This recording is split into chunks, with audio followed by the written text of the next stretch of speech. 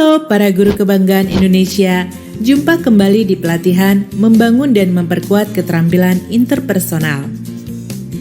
Di video bagian kedua ini, kita akan membahas mengenai teknik berkomunikasi secara tertulis dan teknik berkomunikasi secara nonverbal. Anda sudah mempelajari bagaimana komunikasi dalam bentuk verbal dan dalam bentuk mendengarkan. Selanjutnya, kita akan membahas tentang komunikasi secara tertulis. Pada komunikasi secara tertulis bisa dilakukan dalam format pesan singkat. Ini seperti melalui SMS atau WhatsApp atau layanan lainnya, surat elektronik atau surat biasa, baik yang ditulis tangan atau menggunakan komputer, dan memo. Seorang guru perlu memiliki kemampuan berkomunikasi secara tertulis dengan baik. Salah satu tugas Anda adalah memberikan komentar dan umpan balik pada tugas, pada hasil ujian tulis siswa, atau bahkan pada rapor siswa. Bentuk umpan balik dengan komunikasi tertulis di masa modern dapat melalui email atau surat elektronik, pesan singkat di WhatsApp, atau informasi resmi yang ditayangkan di situs web sekolah. Dalam komunikasi tertulis ini, rambu-rambu dan etikanya kurang lebih sama dengan komunikasi verbal. Ketika memberikan umpan balik tertulis kepada siswa, Anda tidak boleh memberikan komentar yang menghancurkan harapan siswa, sehingga menjadikan mereka demotivasi untuk belajar.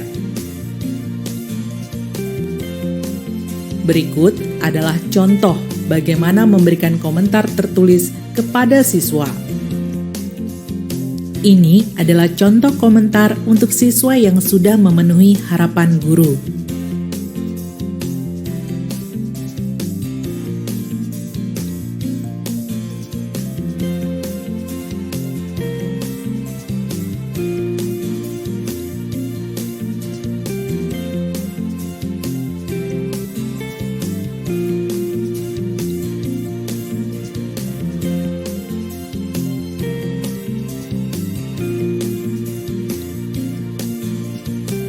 Ini adalah contoh komentar untuk siswa yang perlu perhatian untuk meningkatkan prestasi dan motivasi belajar di tahun depan.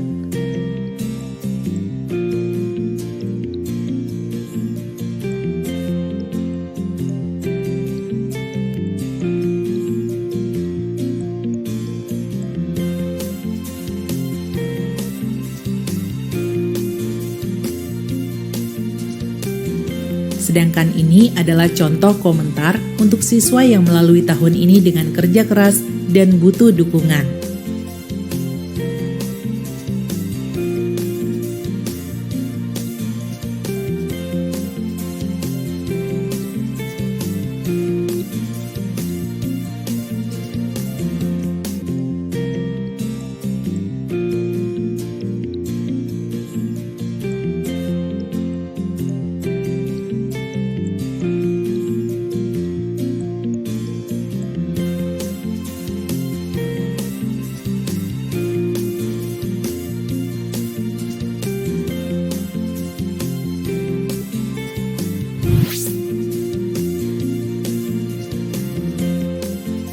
Anda sudah mempelajari bagaimana berkomunikasi secara verbal yang tepat, bagaimana mendengar dengan penuh perhatian, dan bagaimana berkomunikasi secara tertulis.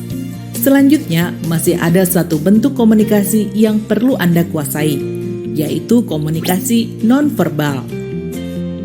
Komunikasi nonverbal disebut juga bahasa manual. Ini merupakan proses mengirim dan menerima pesan tanpa menggunakan kata-kata, baik lisan maupun tulisan. Komunikasi nonverbal bisa disampaikan melalui ekspresi wajah dan tatapan mata, vokal meliputi volume suara, kecepatan berbicara dan intonasi, gestur tubuh, waktu dan artefak yang ada di sekitarnya. Perhatikan gambar-gambar ini. Berdasarkan ekspresi wajah dan tatapan matanya, Anda bisa membedakan mana pesan yang disampaikan oleh wajah-wajah ini bukan marah, sedih, takut, dan bahagia. Jelas ya perbedaannya? Dan ketika orang tersebut berbicara, Anda bisa mengidentifikasi emosinya melalui intonasinya saat berbicara. Lalu gestur tubuhnya seperti apa?